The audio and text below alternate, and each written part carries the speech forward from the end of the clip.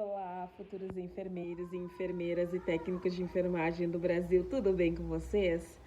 Que bom, meus amores, eu me chamo Priscila e hoje eu vim tirar algumas dúvidas que eu recebi umas perguntinhas no meu Instagram e eu vim responder rapidinho para vocês. Eu vou dividir em 2 vídeos, tá? Um vai sair hoje mesmo e o outro amanhã com as perguntas que me mandaram, tá? A primeira pergunta que me fizeram é referente ao catéter venoso central. O que será o catéter venoso central, né, gente? Esse é um catéter, para quem não sabe, que ele é utilizado geralmente na UTI em pacientes críticos, né? Porque ele comporta uma grande quantidade de volume. A gente chama volume na UTI, no hospital. Por quê? Porque o paciente, quando ele está na UTI, ele recebe diversas drogas vasoativas e recebe soro fisiológico, antibiótico terapia, ele pode fazer hemodiálise, ele pode fazer quimioterapia, ele pode receber alimentação parenteral, tudo através desse catéter. Esse catéter ele é inserido por um médico, né? Geralmente ele usa a jugular, né? Aqui, ou a subclávia, que é aqui, ó, onde ele vai inserir esse catéter, que ele vai através da veia cava superior ou átrio direito do coração. Então, através daí vão ser infundidas as medicações, né, as soluções, o volume, tudo que o paciente precisar. Vai ser infundido aí, até ele pode ser feito transfusão de sangue também. Então, é um catéter que ele deve ser muito bem cuidado, manipulado apenas pelo médico e pelo enfermeiro. O enfermeiro faz o curativo sempre de forma estéril, ou com luva estéril, ou com pinça esterilizada e gaze, né? Utilizando campo estéril, utilizando solução de clorexidine alcoólico, né? Que é utilizado para fazer a asepsia, né? Antiasepsia. Então, é realizado, tem que ser colocado data, horário que foi feito, né, o dia ali certinho, porque que foi inserido o catéter, depois a data que foi trocada a última vez o curativo, né, todas essas informações tem que estar ali quem fez o curativo. Geralmente se usam, ou é preconizado, aliás, o curativo transparente, que é o filme aquele, onde a gente consegue observar a inserção do catéter. Por que observar a inserção do catéter é importante? Porque a gente precisa saber se esse catéter ainda está pérvio, ou seja, se ele não tem sinais de flogísticos, de hiperemia, edema, indicando uma infecção, uma inflamação através daquela porta de entrada, né? Então, a gente pode observar através do curativo, né? Se isso ocorrer, se tiver algum sinal flogístico, ele deve ser retirado e recolocado em outro lugar. No caso, se está no direito, no esquerdo, né? Então, é muito e muito importante que seja realizada sempre um manuseio desse catéter de forma estéril, né? Para evitar uma infecção para aquele paciente, né, gente? Isso é muito importante. E o nosso papel como equipe de enfermagem é garantir que aquele paciente tenha uma melhora para que ele possa voltar para casa, para que ele possa voltar para a família dele.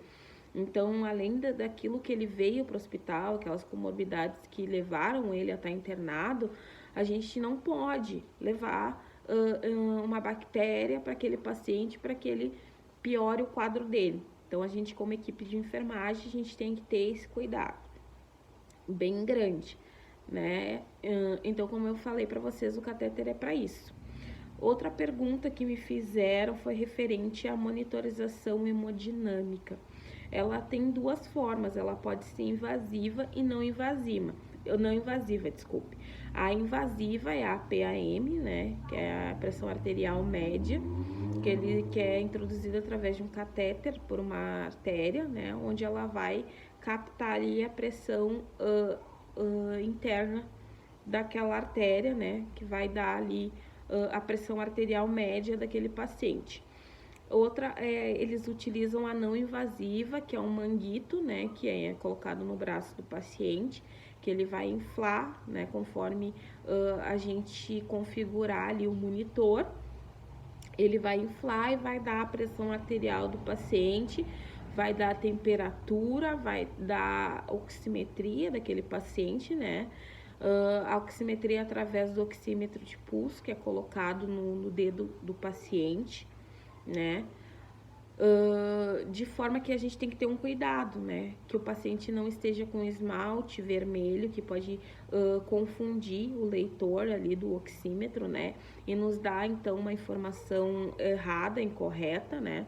A gente tem que ter esse cuidado, a gente tem que verificar a questão do manguito, por exemplo, se o manguito é muito grande para o baço do paciente, né?